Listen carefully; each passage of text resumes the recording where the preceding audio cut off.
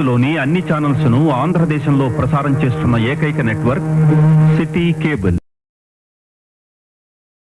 Welcome to City Cable news బులెటిన్ల ముందుగా headlines.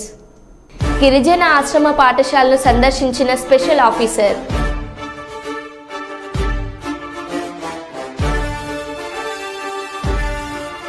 అక్రమ కేసులు పెట్టి నన్ను ఏపీ పోలీసులు అనేక విధాలుగా వేధించారు. సినీ నటి జేత్వాని.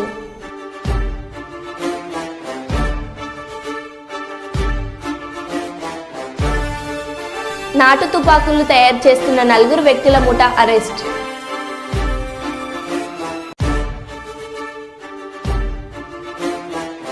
హైదరాబాద్లో మరోసారి హైడ్రా కూల్చివేతలు.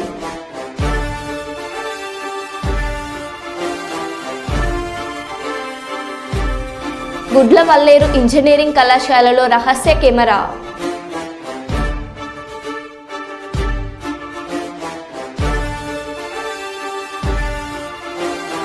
ఇక వివరాల్లోకి వెళ్తే, గ్రేటర్ వరంగల్ పరిధి 40వ డివిజన్లో మౌలిక సదుపాయాలను తక్షణమే నెరవేర్చి స్థానిక ప్రజలకు ఇబ్బందులు కలగకుండా నగరపాలక సంస్థ అధికారులు చర్యలు చేపట్టాలని 40వ డివిజన్ కార్పొరేటర్ మరపల్ల రవి పేర్కొన్నారు.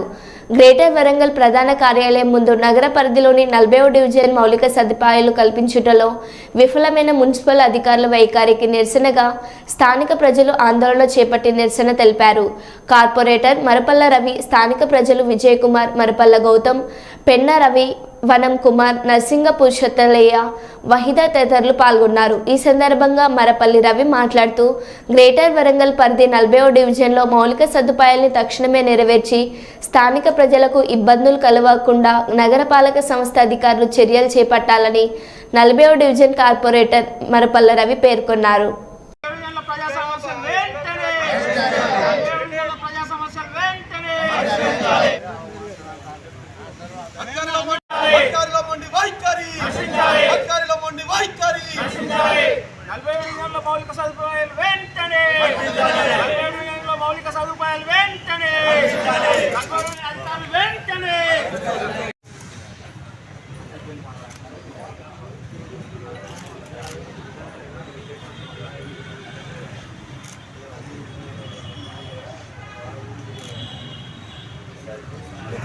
జరుగుతున్నటువంటి సందర్భంగా తెలియజేస్తున్నా.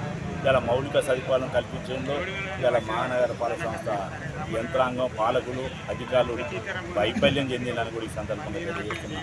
ఎన్నో మార్లు చెప్పినాం, సమస్యలు శ్మశాన వాటికలు ఘోరంగా ఉన్నాయి, రోడ్లు ఘోరంగా ఉన్నాయి, ఇవాళ స్తంభాలు లేవు, లైట్లు వెలుగుతలేవు, చీకటిమయం ఉన్నాయి, బూతులలో బడతాన్లు, రోడ్ బయట ఉన్నాయి, వాటి ఉంది, పైప్ లైన్ చెప్పినా కూడా ఇంతవరకు పట్టించుకోలేదు. ఇలా 40 డివిజన్లు అంటే వాళ్ళు కొంచెం చిన్న చూపు చూస్తున్నారు. దానికే ప్రజలు స్వచ్ఛందంగా ముందుకొచ్చి ధర్నా కార్యక్రమం చేపట్టడం జరిగిన సందర్భం చెప్తా. డివిజన్లో అనేక కోతులు ఉన్నాయి, కుక్కలు ఉన్నాయి. కుక్కలు 20-15 గుంపులుగా తిరిగి సంచరిస్తాయి. మరి వాటిని చూసి ప్రజలు ఒంటరిగా వెళ్ళలేని పరిస్థితి, అనేక సమస్యలతో కొట్టుముట్టాడుతున్నాయి. ఈ వారం రోజుల్లో కనుక ఈ సమస్యలు మేము ఇచ్చే వినతి పత్రాన్ని కనుక పరిష్కరించినట్టయితే పెద్ద ఎత్తున కార్యరూపం సాధిస్తాం. మంచినీరు మా డివిజన్లో 3 ట్యాంకులు ఒకే ప్రాంతాల్లో ఉంటాయి. చుట్టుపక్కల ప్రాంతాల ప్రజలకు నీళ్ళు అది ఎప్పుడు వచ్చేదో ఎవరికి అర్థం కాదు. వచ్చిన 3 నీళ్ళు ఇలా అంటువ్యాధులు వస్తాయి, విపరీతంగా ఉన్నాయి. ఎటువంటి స్పందన లేని ప్రభుత్వం, మరి పాలకవర్గం మరి వెంటనే చర్య తీసుకోకుంటే వారం రోజుల కరీంబాద్ ఆఫీసును ముట్టడిస్తాను కూడా ఈ సందర్భంగానే. పెండింగ్ పనులు ఉన్నాయి, కాంట్రాక్టులు మధ్యనే వదిలేసినారు. ఇలా 10 ఫీట్ల బాత్లైన్ ఉన్నది. ఆ బాత్లైన్ కనుక మార్కింగ్ ఇస్తే ఆ నీళ్లు, ముట్టు నీళ్లు బయటకు వెళ్ళే అవకాశం ఉండే. అది మార్కింగ్ ఇవ్వని కారణంగా ఇలా శ్మశాన వాటికలో నీళ్ళు వస్తాను. దాని సంస్థానం చేయాలంటే వాళ్ళు చాలా ఇబ్బంది పడతారు. మరి ఎన్నో సమస్యలతో గుర్తించారు. కాబట్టి వెంటనే ప్రభుత్వం కానీ ఇలా మహానగర పాలక సంస్థ చొరవ చూపాలని కూడా సందర్భంగా. హైదరాబాద్లో తుపాకీతో బెదిరించి దోపిడీలు చేస్తున్న ముఠాను పోలీసులు అరెస్ట్ చేశారు. హైదరాబాద్ ఉప్పరపల్లిలో బైక్లపై వెళ్తున్న వారిని తుపాకీతో బెదిరించి దోచుకుంటున్న బిహారీ ముఠాను రాజేంద్రనగర్ పోలీసులు శుక్రవారం అదుపులోకి తీసుకున్నారు. పూర్తి సమాచారం తెలియాల్సి ఉంది. राजेंद्र नगर जोन में राजेंद्र नगर पुलिस आज एक राबरी गैंग को पकड़े। वो लोगों अभी तक 2 केसेस में इन्वॉल्व हुए। वो लोगों पूरा बिहार से आए। 2 साल पहले यहाँ आके काटेदान में रह रहे फैमिली के साथ और रिश्तेदारों को बुला लिए थे। यहाँ एक डिलीवरी बॉय जॉब और एक दूसरा फैक्ट्री में काम करते थे। बिहार जाके 8,000 में एक कंट्री मेड फायर आर्म लाके उसमें एक टूटा भी है, उसको लाके 2 ऑफेंसेस अभी तक करे। एक ऑफेंस में एक सिंगल आदमी मोटरसाइकिल पे जाने के टाइम पे एक पान शॉप के पास वो लोगों आके खरीदने के टाइम पे వన మహోత్సవంలో ప్రతి ఒక్కరూ పాల్గొనాలి. డిప్యూటీ సీఎం పవన్ పిలుపు. వన మహోత్సవాన్ని ప్రతి ఒక్కరూ సామాజిక బాధ్యతగా తీసుకొని శుక్రవారం నుంచి రాష్ట్ర వ్యాప్తంగా మొదలయ్యే కార్యక్రమంలో విధిగా పాల్గొనాలని డిప్యూటీ సీఎం పవన్ కళ్యాణ్ పిలుపునిచ్చారు. పచ్చదనంతో రాష్ట్రమంతా కలకలలాడాలని అదే లక్ష్యంతో కూటమి ప్రభుత్వం ముందుకు వెళ్తుందని ఆయన చెప్పారు. శుక్రవారం వన మహోత్సవ కార్యక్రమం నిర్వహిస్తున్న సందర్భంగా పవన్ కళ్యాణ్ రాష్ట్ర ప్రజలకు వీడియో ద్వారా సందేశం అందించారు. లక్ష్యంగా పనిచేస్తున్నాం. ఈ వన మహోత్సవ కార్యక్రమంలో మరొక ముఖ్య విషయం, వృక్ష జాతుల ఎంపిక చాలా కీలకం. అవి స్వదేశీ వృక్ష జాతులను ఎంపిక చేసుకోవటం చాలా అవసరం. స్థానిక వృక్ష జాతులు నాటడం ద్వారా జీవ వైవిధ్యాన్ని, నేల ఆరోగ్యాన్ని మరియు పర్యావరణం మరియు మానవ ఆరోగ్యాన్ని కాపాడిన వాళ్ళు అవుతాం. అందుకే దేశవాళీ చెట్లు పెంచడం చాలా అవసరం. మన దేశ భూ వాతావరణ జీవ వైవిధ్యాన్ని ముప్పు కలిగించే అన్య దేశ జాతుల్ని నాటడం మనందరం మానుకోవాలి. చూడటానికి మొక్క ఆకర్షణీయంగా ఉంది, మొక్క నాటితే ఏపుగా పెరిగిపోతుంది, నిర్వహణ ఖర్చులు అని చెప్పి ఎవెన్యూ ప్లాంటేషన్ పేరు మీద గత దశాబ్ద కాలంలో అన్య దేశ వృక్ష జాతులైన కోనాకార్పస్, ఏడాకుల పాల, మడగాస్కర్ ఆల్మండ్, ఆస్ట్రేలియా తుమ్మ లాంటి వృక్ష జాతుల్ని విరివిగా నాటేశాం. వీటి మూలంగా పర్యావరణానికి ప్రయోజనం కంటే కూడా ఆరోగ్యం మీద, భూగర్భ జల సంపద మీద చాలా తీవ్ర ప్రభావం చూపుతూ ఉంది. అందరూ ఆ ప్రాంత జీవ వైవిధ్యాన్ని పెంపొందించే స్వదేశీ జాతులను మాత్రమే నాటాలి అనేది ఏ దేశపు వృక్ష శాస్త్రజ్ఞుల్ని అడిగినా చెప్పే మాట ఇది. కానీ ఆ వాస్తవాన్ని విస్మరించి విదేశీయ మొక్కల మోసుతో రాష్ట్రమంతటా కోనాకార్పస్తో నింపేశారు. కోనాకార్పస్ అసలు మొదట పరిచయం చేసిన అరబ్ దేశాలే దాన్ని నిషేధించినాయి. ఎందుకంటే దాని దుష్ప్రభావాలను గుర్తించిన వెంటనే నిషేధించారు, తీసేశారు. మన దేశంలో తెలంగాణ, గుజరాత్, కర్ణాటక, అస్సాం ప్రభుత్వాలు కూడా వీటిని నిషేధించినాయి. ఈ కోనాకార్పస్ లాంటి విదేశీ వృక్ష జాతుల మూలంగా జరిగే అనర్థాలు చాలా ఉన్నాయి. అవి ముఖ్యంగా మన భూగర్భ జల సంపదను హరించి వేస్తాయి, శ్వాస సంబంధ ఆరోగ్య సమస్యలకి కారణమవుతున్నాయి. కోనాకార్పస్ ఎలాంటి వృక్ష జాతి అంటే పశువులు తినవు, పక్షులు గూడు పెట్టవు, కనీసం పక్షులు కూడా వాలవు. చెట్టుని చేమని ఆధారంగా చేసుకుని బతికే క్రిమికీటకాలు కూడా ఈ చెట్లు జోలికి రావు. పక్షులే దూరంగా ఉండే ఈ మొక్కల్ని మనం మోజులో పడి ఎందుకు వేయాలి అనేది కీలకమైన ప్రశ్న. అందుకే ప్రతి సంవత్సరం జూన్, జూలైతో మొదలై నవంబర్లోని కార్తీక సమారాధన వరకు కొనసాగే ఈ వన మహోత్సవ కార్యక్రమంలో మన స్వదేశీ జాతులైన జీవ ఇంధనంగా ఉపయోగపడే కానుగ, వేప, చింత, ఉసిరి, శ్రీగంధం, ఎర్రచందనం, రావి, మర్రి, రేల, దిరిసెన, సీత, అశోక, మారేడు, నేరేడు, దేవకాంచనం, తెల్లమద్ది, మామిడి, కదంబం, జమ్మి, వెలగ, సీతాఫలం ఇలాంటి ఇంకా ఎన్నో మన జాతుల మొక్కల్ని నాటాలని అందరినీ అభ్యర్థిస్తున్నాం, కోరుకుంటున్నాం. 29% ఉన్న మన పచ్చదనాన్ని 50% తీసుకెళ్లే లక్ష్యంగా చంద్రబాబు నాయుడు గారి నాయకత్వంలో కూటమి ప్రభుత్వం పనిచేస్తుంది. అందరం కలిసి పచ్చదనాన్ని పెంచుకుందాం, పర్యావరణాన్ని కాపాడుకుందామని తెలియజేసుకుంటూ జై హింద్. కొత్తగూడెం జిల్లా చట్టసభల్లో మహిళలకు 33% రిజర్వేషన్లు కల్పించాలని, అన్ని రంగాల్లో మహిళలకు సమాన అవకాశాలు కల్పించాలని, మహిళలపై రోజురోజుకు పెరుగుతున్న దాడులను అరికట్టాలంటూ మునుగోడులో కాంగ్రెస్ పార్టీ జిల్లా మహిళా అధ్యక్షురాలు తోటాదేవి ఆధ్వర్యంలో నిరసన కార్యక్రమం చేపట్టారు. ఈ దేశంలో పుట్టిన ప్రతి మహిళ ఒక భరతమాత లాంటిది. కానీ ఈరోజు ఆ భరతమాతకు అన్యాయం జరుగుతూ ఉన్నది. మహిళల యొక్క హక్కులు, గౌరవం, భద్రత ప్రశ్నార్థకంగా మారుతుంది అనిపిస్తుంది. 3 సార్లు గద్దెక్కినటువంటి మోడీ ప్రభుత్వం ఇప్పటి మట్టుకు కూడా మహిళలకు చేసింది, ఒరగబెట్టింది ఏమీ లేదు. మనువాద సిద్ధాంతాన్ని మొత్తం నరనరాల వ్యాపింపజేసుకున్నటువంటి బీజేపీ ప్రభుత్వం మహిళల పట్ల కళ్ళ ముందే అన్యాయాలు జరుగుతూ ఉన్నా, దాడులు జరుగుతూ ఉన్నా నోరు మెదపడినటువంటి పరిస్థితి. మరి చట్టసభలో 33% రిజర్వేషన్ అమలు చేస్తామని ఎన్నికల ముందు చెప్పి మరి అది అమల్లోకి ఎందుకు తీసుకురాలేదు? ఇంకా 33% రిజర్వేషన్ అనేది ఒక చట్టసభలోనే కాదు, మహిళా కాంగ్రెస్ కోరుకుంటుంది అన్ని రంగాల్లో 33% రిజర్వేషన్ మహిళలకు కల్పించాలి అని. అదేవిధంగా మహిళా కాంగ్రెస్ ఇంకొక డిమాండ్ చేస్తూ ఉన్నది, మహిళా రిజర్వేషన్లో ఓబీసీని చేర్చాలి అని. పెరుగుతున్నటువంటి ధరలకు అనుకూలంగా ఈరోజు మహిళ యొక్క కుటుంబం ఆర్థిక పరిస్థితి అసలు బాగలేనటువంటి పరిస్థితి. ఆర్థిక అసమానతలతోని మహిళ కొట్టుమిట్టాడుతూ ఉన్నది. మరి ఆమెకి చేయూతనియ్యాలని ఆ రోజు రాహుల్ గాంధీ గారు అనుకున్నారు, కానీ మా ప్రభుత్వం అధికారంలోకి రాలేదు. కానీ మీరు మహిళలను అడ్డం పెట్టుకొని అధికారంలోకి వచ్చినటువంటి బీజేపీ ప్రభుత్వం మరి మహిళల కోసం మీరైనా ఆర్థికంగా వాళ్లకు చేయూతనివ్వాలి, సంవత్సరానికి 1,00,000 రూపాయలైనా వాళ్ళ అకౌంట్లో వెయ్యాలి అనేది మహిళా కాంగ్రెస్ గా మేము డిమాండ్ చేస్తా ఉన్నాం. మా భద్రత విషయంలో తప్పకుండా హైడ్రా పేరుతో లేనిపోని హైప్ సృష్టిస్తున్నారు. కమిషనర్ రంగనాథ్ కేవలం హిందువుల నిర్మాణాలనే కూల్చివేస్తున్నారు అని BJP assembly floor leader Aleti Maheshwar Reddy అన్నారు. ఈయన కమిషనరా లేకుంటే రాజకీయ నాయకుడా? నాకు అర్థం కానటువంటి అంశం ఏంటంటే కేవలం హిందువుల బిల్డింగ్లు కూల్చడానికి మాత్రమే మీరు ఏమన్నా ఎజెండా తీసుకున్నారా?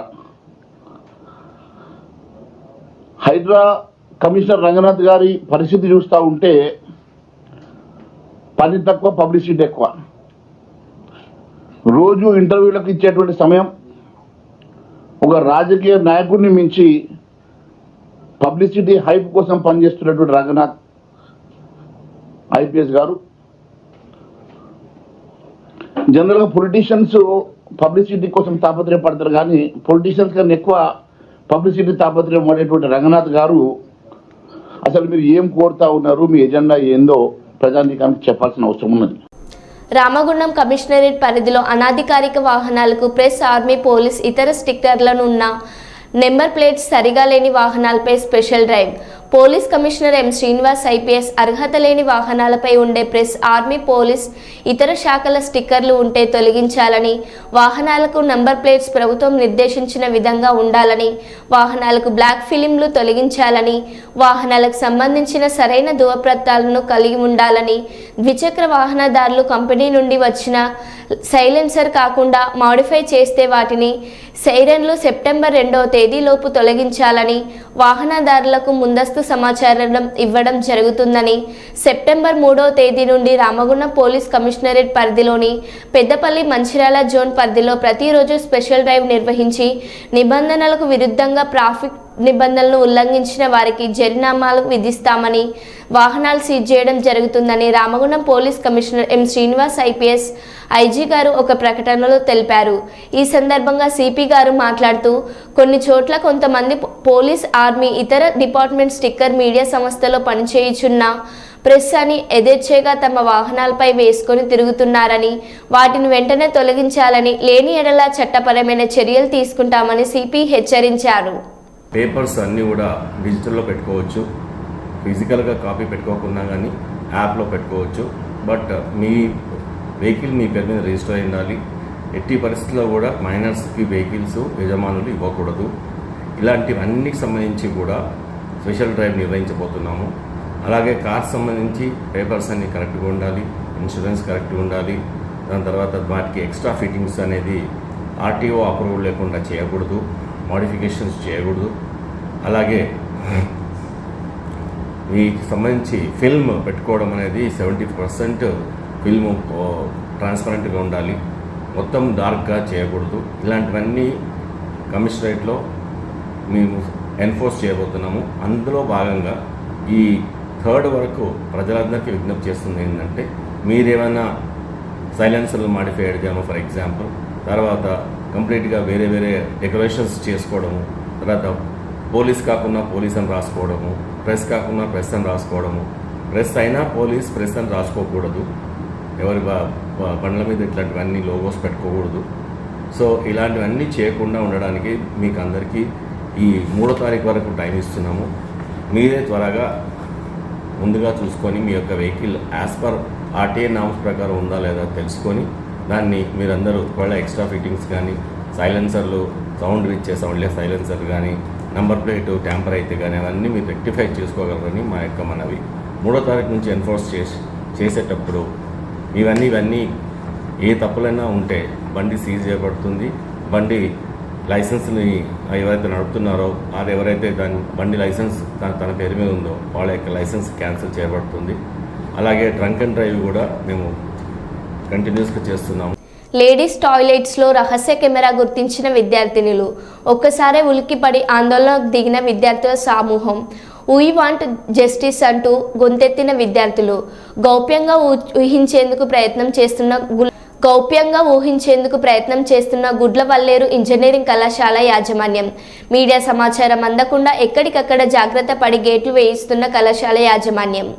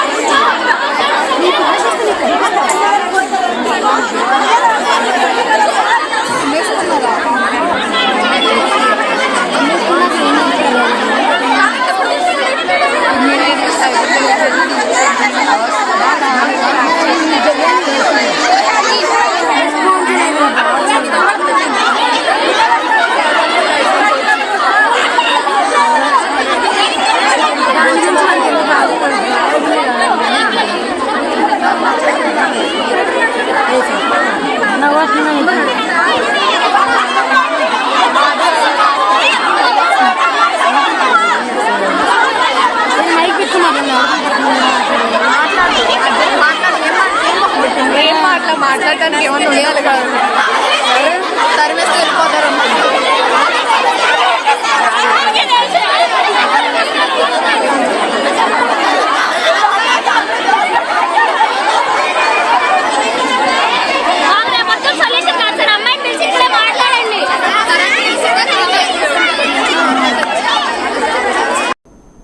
కవితకి బెయిల్ రావడంపై కూడా రాజకీయం చేస్తున్నారు. ఒకడు బీజేపీ బీఆర్ఎస్ ఒకటని, ఒకడు కాంగ్రెస్ బీఆర్ఎస్ ఒకటని మాట్లాడడం సరైనది కాదు అని కునెంనేని సాంబశివరావు కొత్తగూడెం ఎమ్మెల్యే సిపిఐ రాష్ట్ర కార్యదర్శి అన్నారు. ఇప్పుడు కవితమ్మ విడుదల వచ్చింది, దీన్ని కూడా రాజకీయం చేస్తున్నారు. కవిత తప్పు చేసిందో ఒప్పు చేసిందో that is to be decided in the courts. పొలిటికల్గా కలర్ ఇవ్వాలంటే నీకు కేసీఆర్ మీద ఫైట్ చేసుకోండి, కేటీఆర్ మీద ఫైట్ చేసుకోండి. అవునన్నా కాదన్నా ఒక ఆడపిల్ల అమ్మాయి సరే తప్పు జరిగితే let courts decide. Already court has given a verdict releasing her on bail. దానికి సంబంధించి బీజేపీ బీఆర్ఎస్లు కలిసిపోతున్నాయని ఒకడు అంటాడు, ఒకడేమో కాంగ్రెస్ బీఆర్ఎస్ఏ కలిసిపోతుందని ఒకడు అంటాడు. అసలు ఏమన్నా సందర్భం ఉందా? ఏదన్నా అసలు దాన్ని వాళ్ళు మాట్లాడేదానికి రిలేటెడ్గా ఏమన్నా ఉందా?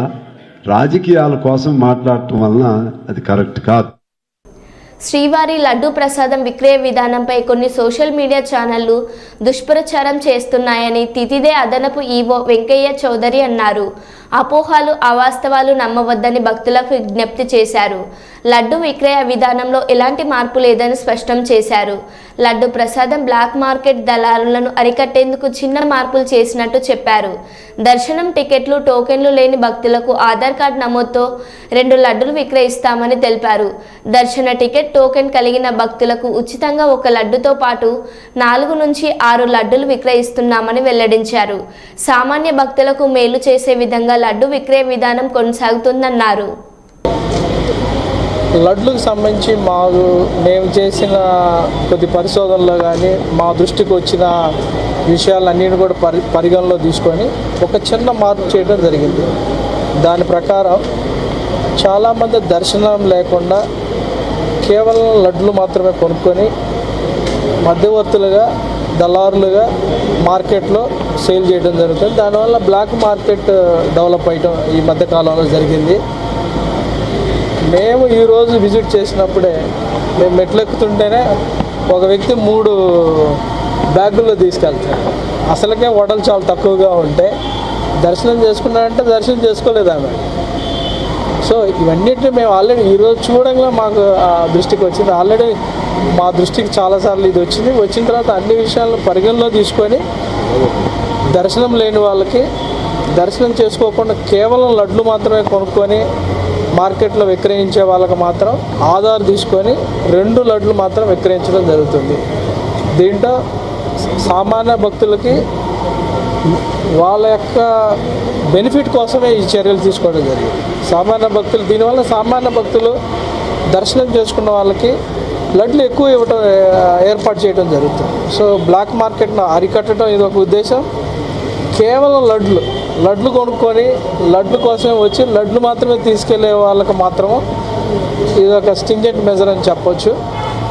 బ్రాడ్గా ఓవరాల్గా ఇది భక్తులకి టీటీడీలో ఓవరాల్ అడ్మినిస్ట్రేషన్ కూడా మంచి కన్వీనియంట్ డెసిషన్ అని ఆల్రెడీ చాలామంది అప్రిషియేట్ కూడా జరిగింది. కొన్ని ఛానల్లో అలా చేశారు, ఇంకొక ఛానల్లో వేరే రకం చెప్పారు. బట్ పాలసీలు ఎక్కడ ఏం చేంజ్ పాలసీ అలానే ఉంది. కేవలం దర్శనం లేని వాళ్ళు మాత్రమే ఒక ఆధార్ని తీసుకొని 2 లడ్లు ఇవ్వడం జరుగుతుంది. ఇది ఒక్కటే చేంజ్. మీరు అందరూ సహకరించాలి. ఫ్యాక్ట్లు మాత్రం నిజాలు మాత్రమే మీరు కొంచెం ప్రచారం చేస్తే అందరికి కూడా ఉపయోగకరంగా ఉంటుందని ఆశిస్తున్నాను. అందరికీ నమస్కారం. హైదరాబాద్ రామ్నగర్లోని మనెమ్మ బస్తీలో హైడ్రా బుల్డోజర్లు అడుగుపెట్టాయి. నాలాను ఆక్రమించి నిర్మించిన కట్టడాలను అధికారులు కూల్చివేస్తున్నారు. 2 రోజుల క్రితం ఈ ప్రాంతాన్ని హైడ్రా కమిషనర్ రంగనాథ్ పరిశీలించారు. ఆక్రమణలపై నివేదిక సమర్పించాలని జీహెచ్ఎంసీ రెవెన్యూ అధికారులను ఆదేశించారు. అక్రమ కట్టడాలని తేలడంతో ఇవాళ ఉదయం కూల్చివేతలు మొదలయ్యాయి.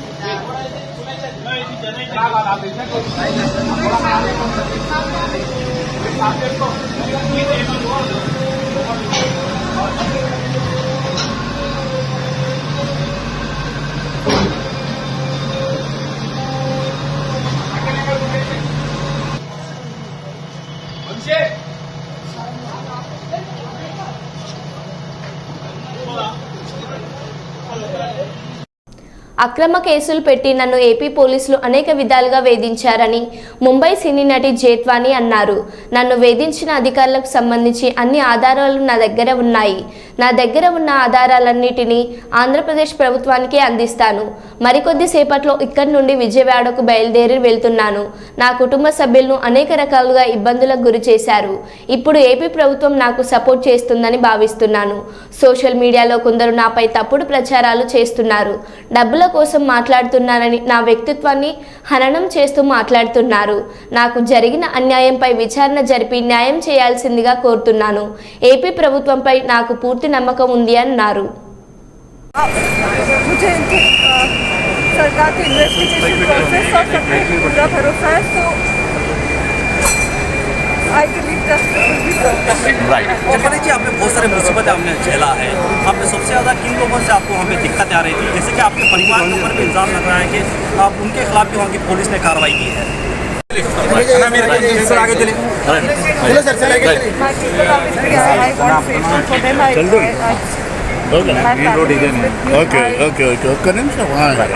I trust the government to keep them very, very safe and no harm is ever done to them. I trust the government on that. Thank you. morning Conditional support, it just means the world to me. All I want to say right now is so many powerful men have abused their position, power, authority, legal prowess, contact with the sole motive of benefiting monetarily from unlawfully and wrongfully character assassinating me. You know, I have full faith in God and the government of Andhra Pradesh and the government of India at large that they will not let innocents suffer like this. I thank you all for your इससे क्या आपको लगता है कि अब आंध्र प्रदेश आप जाने वाले हैं? क्या उनकी सरकार से आपको उम्मीद है कि आपके साथ इंसाफ हो? I have full faith. I have faith in my innocence, and I'm sure that the government is going to help that come out, and they punish the culprits severely so that they cannot repeat this with anybody else, any vulnerable woman otherwise. नहीं, आपके अफसरों ने, बहुत सारे अफसरों ने अपने नाम लिया है, वो इसमें आपने दोस्ती कैसी की थी? किस तरह से आपके टच में? देखिए, आंध्र प्रदेश की सरकार कह रही है कि हम आपके साथ हैं, ये सरकार का कहना है। మరో బులెటిన్లో మళ్ళీ కలుద్దాం. Stay tune.